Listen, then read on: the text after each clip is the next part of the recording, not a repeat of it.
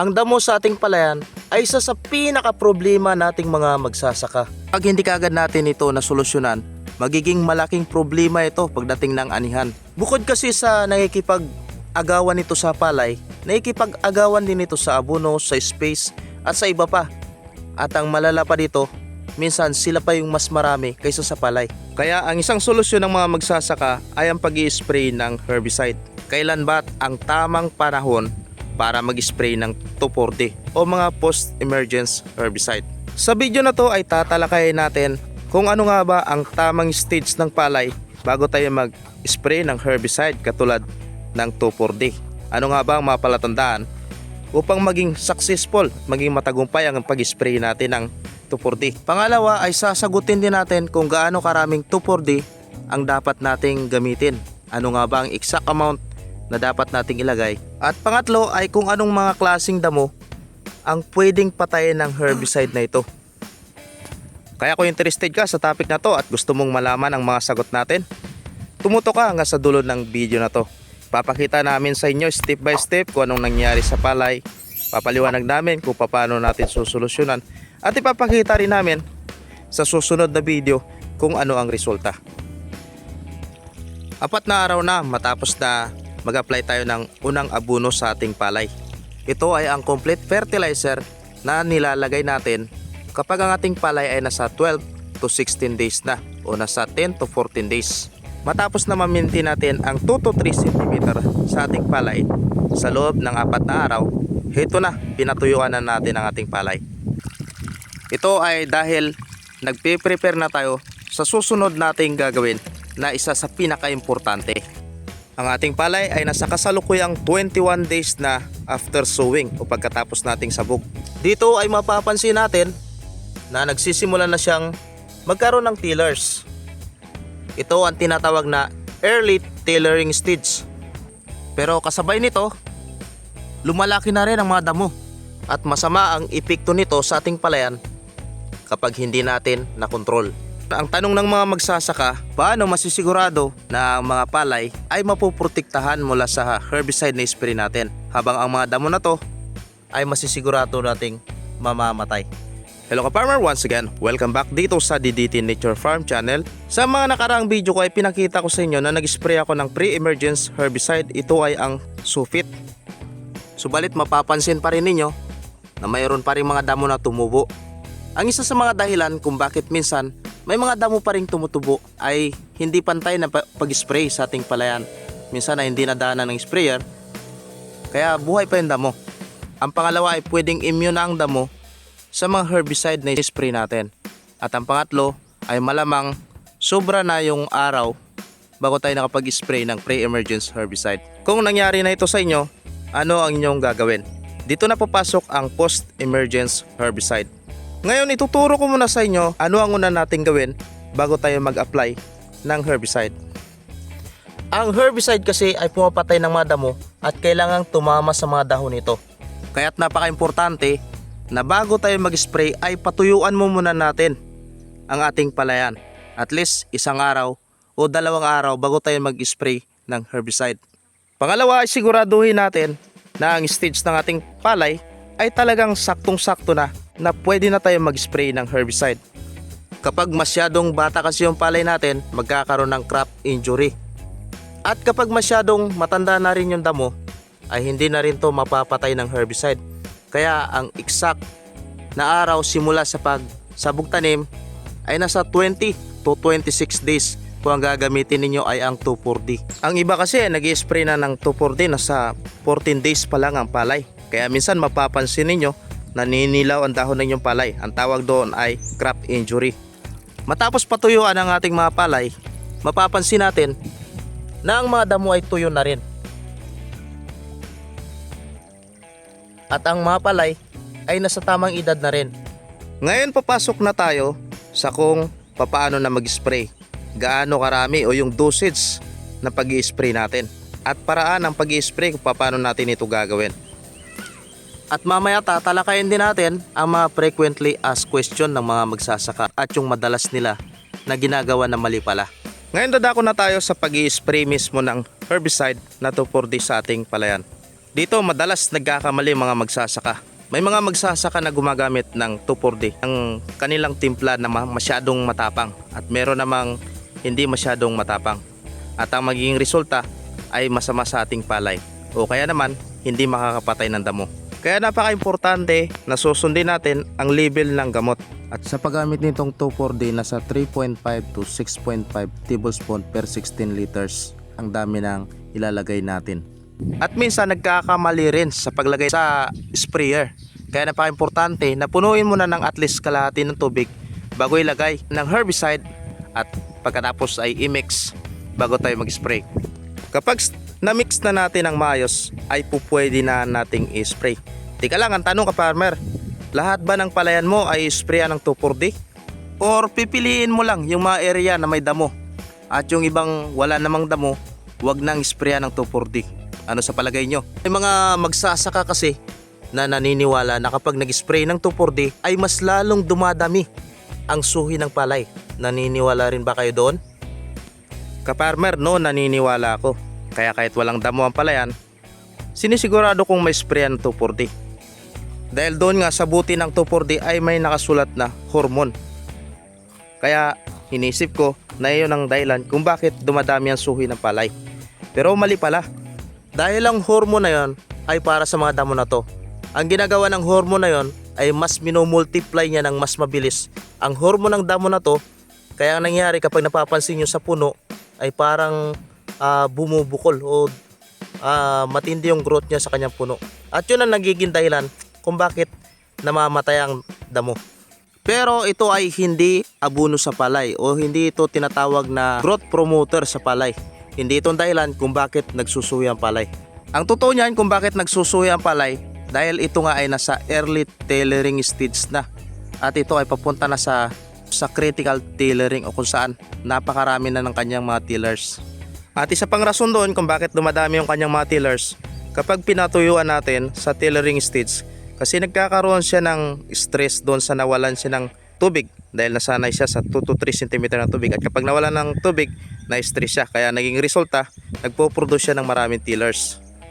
Kaya ka-farmers, bago tayo mag-spray sa ating palayan ay tingnan muna natin kung saan ang damo na makapal o kung saan area naman ng palayan ang walang damo. Kung tulad nito, wala ka ring nakikitang damo, kailangan mo pa bang mag-spray ng 2,4-D? Kung mapapansin nyo mga ka-farmers, dito sa may gilid ng kanal ko ay malalaki na yung damo.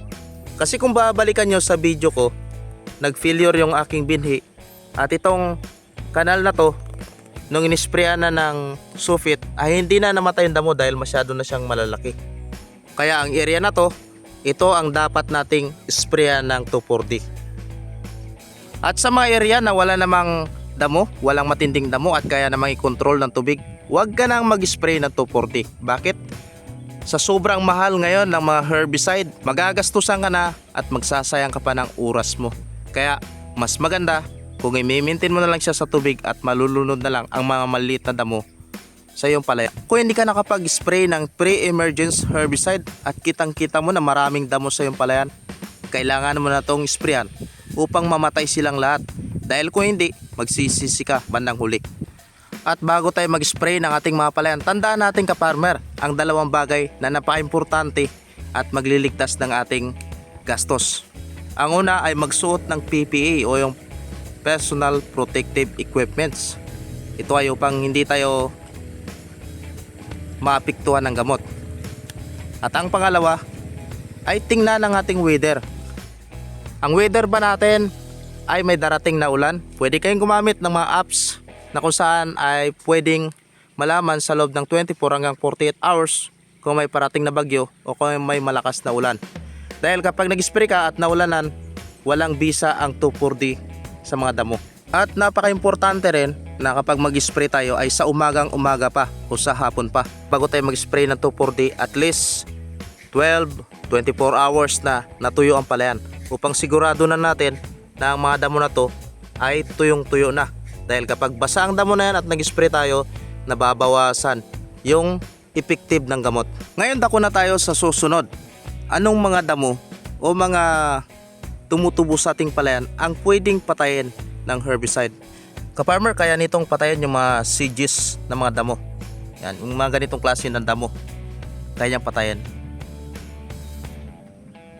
Yan, ito yung madalas na tumubong damo sa ating mga palayan. Ganito rin ba yung mga tumutubo sa inyong palayan? Yan, ganito mga damo. Ganyan. Kaya patay niya ito 4D. At kasama ni mga broadleaves katulad ng water lily. Yan o. Yan. Yan mga water lily yan. Ito yung 2,4-D na ginamit natin ngayon. 1 litro ito, 295 ang bili natin. 2,4-D Amini. Isang klase ng 2,4-D naman ito. At yung isa yung ginagamit namin dati ay yung 2,4-D na Ester. Ang pagkakaiba nun at saka ito, mas mura ito ng konti kumpara doon sa Ester, kasi yung Ester nasa 300 plus.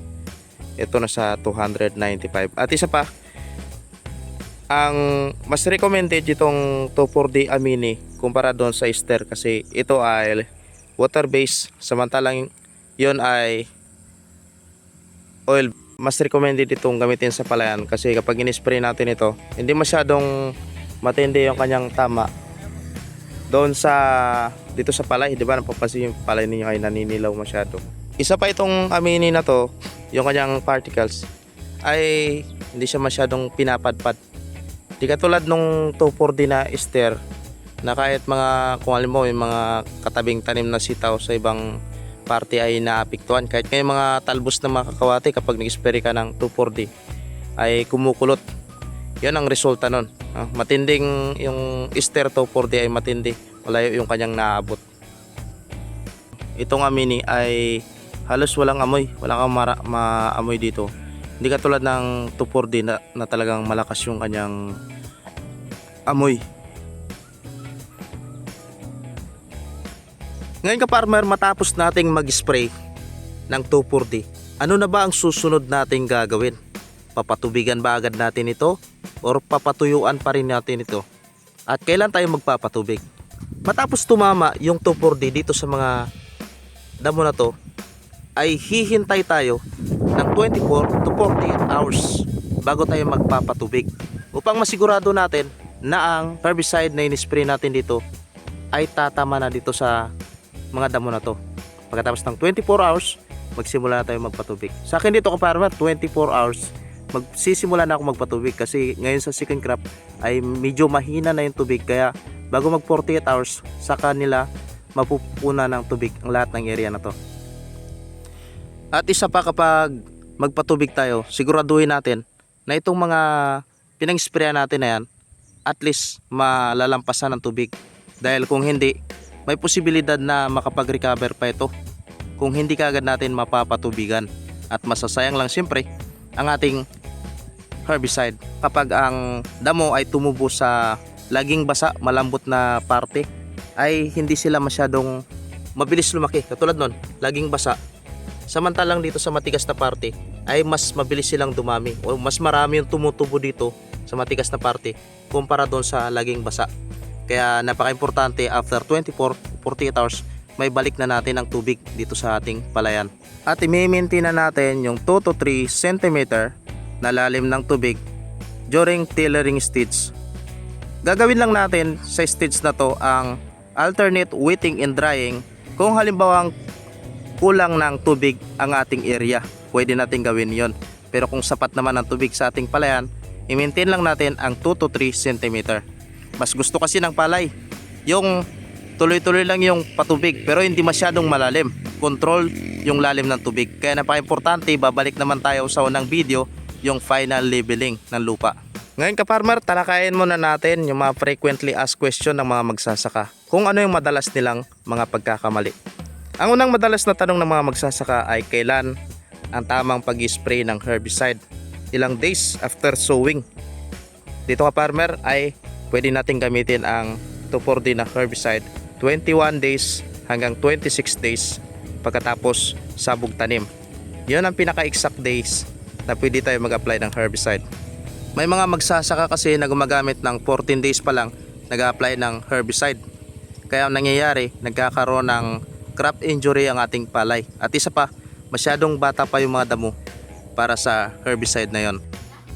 Pangalawang tanong ng magsasaka ay kung gaano karami yung dosage sa isang 16 liters na spray can. Ka-farmer, 3.5 to 6.5 yung nire-recommend ng Amini 240. Kung masyadong marami yung damo, pwedeng taasan natin hanggang 6.5. Huwag na susubra doon dahil matatamaan din ang ating palay. At kapag kukunti, pwede na yung 4 to 5. At itong isang takip ng Amini, sinukatan ko na sa 5 kutsara ang pupwede. So kapag pinuno mo lang ito, isang takip lang ay pupwede na para sa 16 liters na pang-spray. Pangatlong tanong mga ka-farmers ay anong mga damo ang pinapatay nitong 2,4-D Amini? Ang pinapatay nito ay mga broadleaf, yung mga lapad yung dahon katulad ng water lily at yung mga sedges. Ang sunod na tanong ay pwede bang ihalo itong 2,4-D sa mga fertilizer o kaya naman sa mga fungicide o sa iba pang mga chemicals? Ang sagot ng ka-farmer ay hindi pwede o depende kasi bumababa yung effectivity ng gamot kapag hinahalo natin doon sa ibang gamot. Kaya mas importante kung 2,4-D lang ilagay natin sa spray can. Ito naman mga ka-farmer yung madalas o paulit-ulit na pagkakamali ng mga magsasaka. Ang unang pagkakamali nila ay ang maling timing. Ito ang pinakamadalas. Minsan mga magsasaka ay nag-spray ng maaga pa para sa 2,4-D at minsan naman late na sila nakakapag-spray. Pangalawa naman ay maling herbicide ang kanilang nabili para sa maling damo. Kaya hindi nagiging effective kasi hindi sila compatible. Ang pangatlo naman ay ang maling dosage o maling timpla na kanilang paggamit ng mga herbicide. Minsan kulang ang timpla o minsan naman sobra yung timpla sa kinakailangan. Kaya dapat sundin natin yung label ng gamot. At panglas mga ka-farmer ay ang maling water management. Nag-spray sila kahit may tubig o kaya naman ay hindi kaagad napapatubigan pagkatapos mag-spray. Tandaan natin na dapat bago tayo mag-spray na 2,4-D ay at least 1 o 2 araw na napatuyuan na natin para sigurado nating tuyo yung palayan. At pangalawa, pagkatapos natin mag-spray, at least 24 to 48 hours ay mapatubigan na kaagad natin. At yan lang mga ka-farmers ang video natin ngayong araw. Maraming salamat sa inyong panonood at sana ay nakatulong ang video na to upang masagot ang inyong mga tanong at maging guide ninyo ito sa pag-spray ng 2,4-D.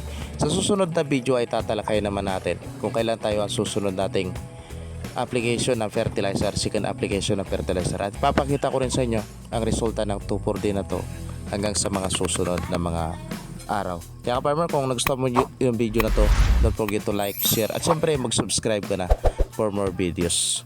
Happy farming! Meron pala akong mga products na nakatag dito sa bandang ibaba. Kung makakabili ka nito ka-farmer online, baka mas mura at matutulungan mo rin yung channel na to na pag-generate ng revenue para sa ating affiliate marketing.